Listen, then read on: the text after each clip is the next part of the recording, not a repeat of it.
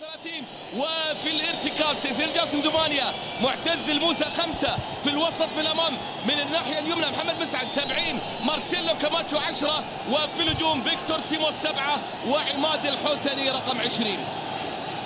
اما تشكيله الهلال طبعا اليوم في حراسه المرمى راح يكون حسن العتيبي، في خط الظهر باليمين سلطان البيشي 2 اسامه هوساوي 3 ماجد المرشدي 25 عبد الله الزوري 4 ولاعب ارتكاز هو عبد اللطيف الغنام 5 من اليمين سالم الدوسري 29 عبد العزيز الدوسري 11 ومعاهم نواف العابد 24 محمد شلوب 10 وفي مقدمه خط الهجوم عيسى المحياني رقم 16.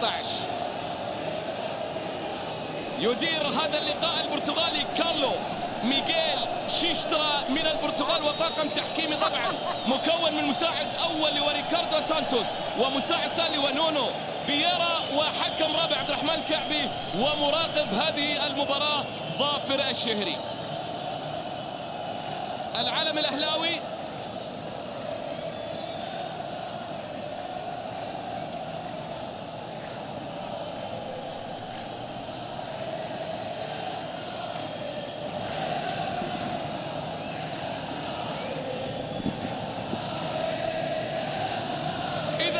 مباراة حقيقة تحمل كل المعاني، تحمل كل التوقعات، تحمل كل المعادلات الحسابية في عالم كرة القدم. وعندما أتحدث عن الأهلي خلال حقيقة متابعتي له عبر سنوات طويلة ماضية، أعتقد أن هذا اللقاء قد يكون هو اللقاء الأهم في تاريخ القلعة لعدة اعتبارات.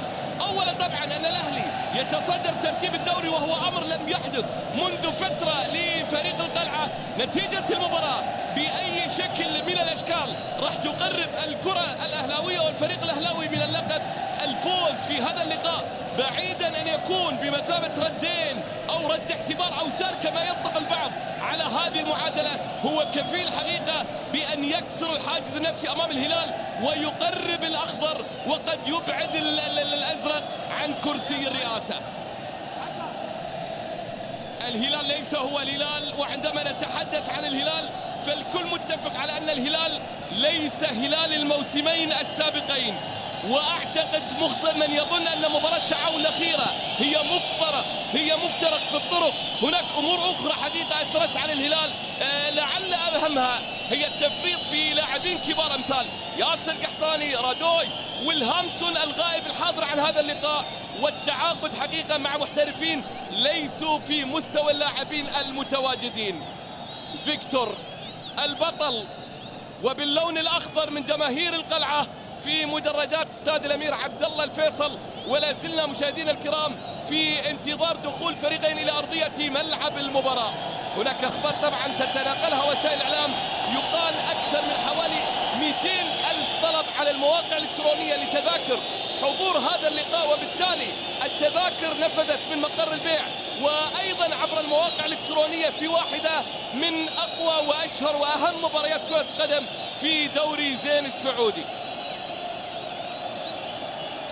الموبايلات شغالة، الكاميرات شغالة، اللافتات موجودة، الإعلام تزين ملعب المباراة. الأكثرية طبعا والأغلبية العظمى هنا في مدرجات استاد الأمير عبد الله الفيصل بن عبد العزيز في جدة، كلها ترفع اللون الأخضر. جماهير الهلال على اليسار في المنصة الرئيسية وأيضا خلف المرمى الذي يقع على يسار المنصة الرئيسية.